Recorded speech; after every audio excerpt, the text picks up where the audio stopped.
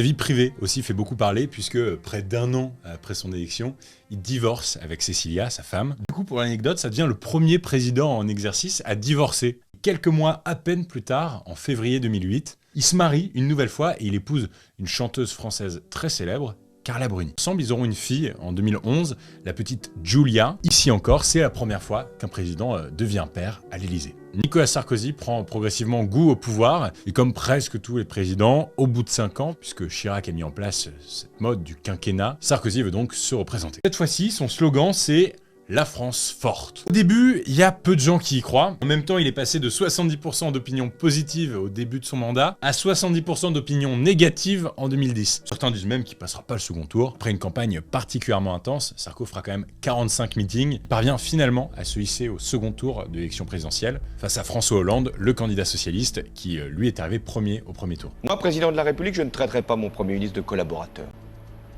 Moi, président de la République, je ne participerai pas à des collectes de fonds pour mon propre parti, dans un hôtel parisien.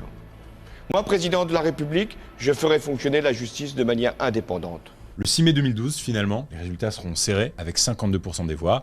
François Hollande l'emporte face à Nicolas Sarkozy. Battu, Sarko annonce qu'il se retire définitivement de la vie politique.